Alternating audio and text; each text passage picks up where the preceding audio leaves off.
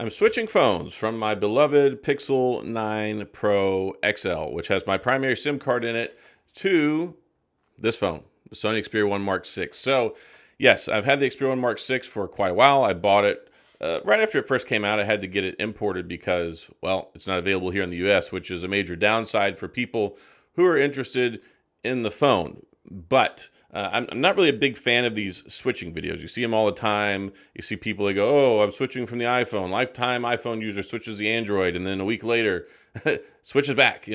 I'm not crazy about these. And I was actually going to do a poll, so I'm curious. Do you buy anything? Like, do you believe those videos? Do you care about them? I don't know. But I'm doing this for a very, very targeted reason. One, well, actually, a couple of reasons. These are my two favorite phones this year.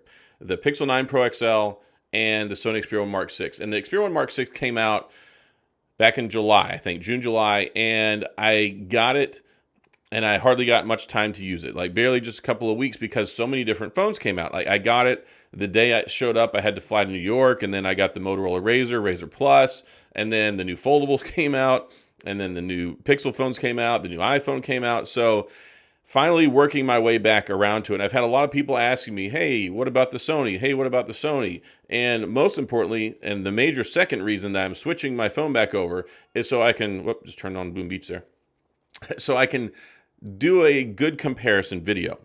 And people have been wanting to know how the Sony Xperia 1 Mark 6 stacks up against the Pixel 9 Pro, 9 Pro XL. And as kind of like, I think, a Pixel expert, I think maybe I might be the best person on YouTube to make this video. And it reminded me, I was off on that trip in China, ran into another tech buddy, and I didn't really know he loved my Sony videos that much. And he's like, man, I wanted to see another follow-up video, but I'm curious, how does it compare to the Pixel? And a lot of people have asked me how it compares. So I'm doing this for science. And at face value, I mean, you've got the Tensor G4, you've got the big 6.8-inch screen, 50 megapixel camera. It's as far as DxO Mark score, it's considered the best camera phone in the United States. So what better thing to test it against than this guy right here with the amazing Sony Xperia Mark 6 setup and the cool cameras. It's got the better telephoto with the continuous zoom and all those different things, and like the macro zoom and all that. So there are telephoto macro. There's a lot of stuff in here that I really want to be able to compare. I mean, yeah, there's stuff that's, of course, Sony is going to lose on. With the Pixel, you've got 7 years of operating system updates, 7 years of security patches. At least now, we're going to get 3 years of operating system updates. So this started with Android 14. It's going to get 15, 16, and 17. That's the best that we've seen so far. But some of the problems people have with the Pixel, even though, yes, it's got a 5,000 milliamp battery, it's got the Tensor G4, it's better with signal, it's better with battery life, better with heat, all those things, a lot of people still aren't crazy about the battery life. Well, I think that this is probably the best battery flagship that's come out in a long time, especially this year. And it's got that new battery technology in here, and Sony says it'll last for like 2 or 3 days.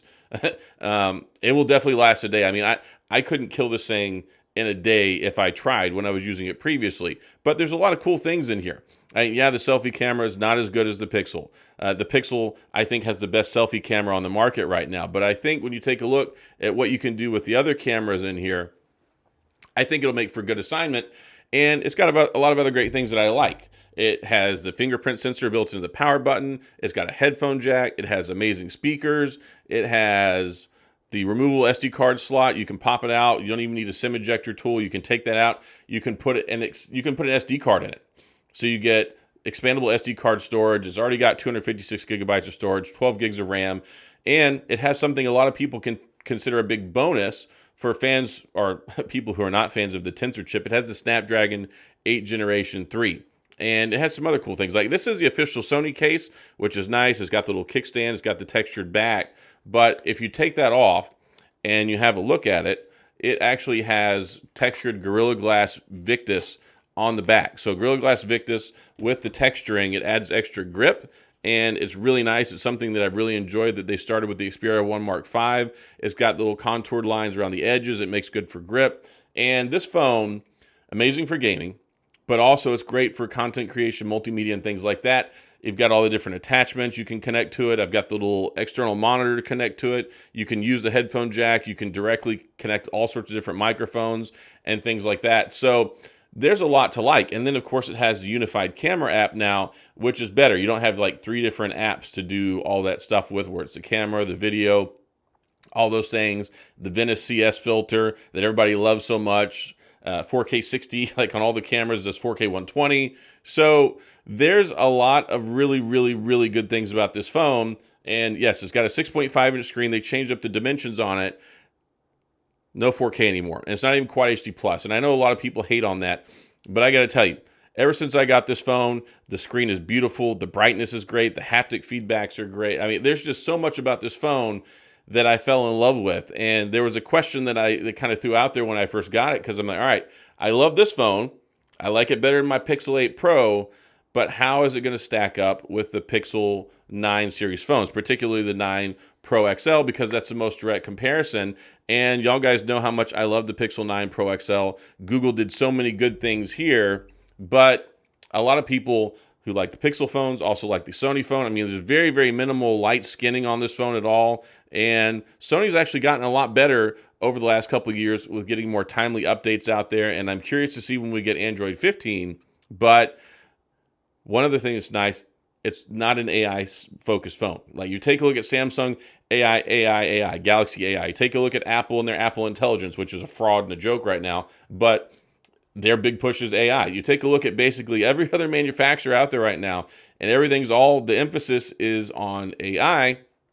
And then you have Sony, which is basically just a powerhouse flagship, Snapdragon 8 Generation 3, 12 gigs of RAM, and all horsepower. Like, all horsepower, baby. Like, it's just focused on giving a high-quality, premium, flagship-level Android experience. And you can get it, of course, in like the UK. You can get it in Asia, Japan.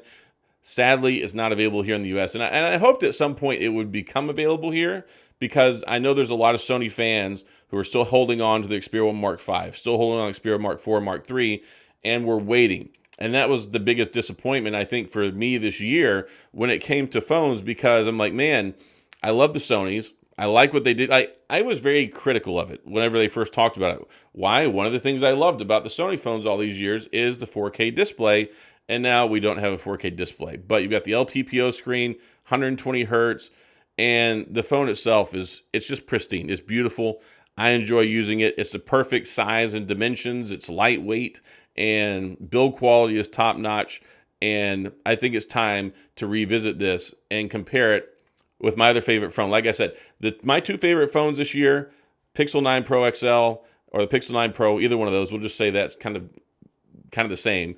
And then the Sony Xperia 1 Mark 6. So I've been trying to get back to this phone for so long.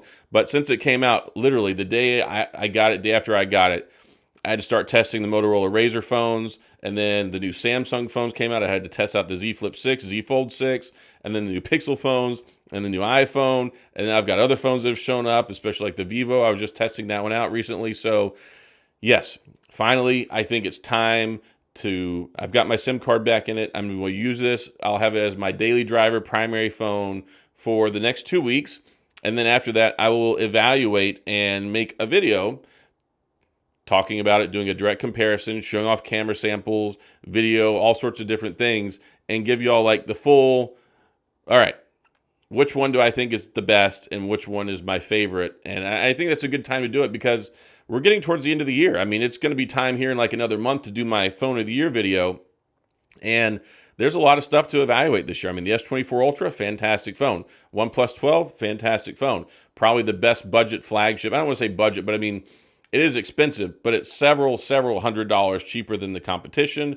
And it's such a good phone. And then we've got the iPhone, if that's something you care about. We've got other different phones that are out there. So yeah, it's kind of about that time, kind of wrap things up towards the end of the year, not really having anything else. Most of the big major phones have come out, and we're expecting such great things as the next generation rolls out with that new Snapdragon 8 Elite processor. But yeah, I wanted to make this video and let y'all know I'm putting in the hard yards, the time, the effort.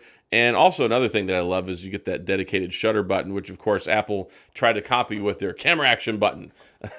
Yeah, this is the real deal. And Sony makes one heck of a phone. And for the time that I was able to use this for a few weeks before, life got interrupted with all the other stuff. And that's one of the hard things. I mean, I know it's an extreme first world problem, But sometimes as creators, we have these phones that we like and we love and want to use them. And then as my responsibility to, of course, cover all these other phones, sometimes your favorite phone or phones you really like might have to sit off to the side for a little while. So I'm back with this one. And of course, they have the red color and it's amazing. I was in Japan last week. I got to see one in person and it just looks so beautiful. I wish I had the red one. I have the black one. That's perfectly fine. But yep, stay tuned. This is where we're going with it. So if you've got any questions, concerns, stuff you want to know, definitely sound off in the comment section for this video so I can find out what it is y'all really interested in. But I'm switching to this one for the next 2 weeks. And maybe beyond. I mean, maybe I decide that I just love this phone so much that my primary SIM card won't go back in my Pixel for a little while. But I'm also considering taking the SIM card, the eSIM, and switching it over to my Pixel and maybe use both of these side by side. I could be back on Android for both of my daily carries. So anyway, that's all I got. If you have any questions, comments, concerns, gripes, complaints, all that stuff, go to the comment section. If you enjoyed the video, if you want to see more stuff like this, then please hit the like and the subscribe button and the little notification bell if you want updates when new videos come out. And as always, thanks for being here. I appreciate you watching, and I'll see you guys next time.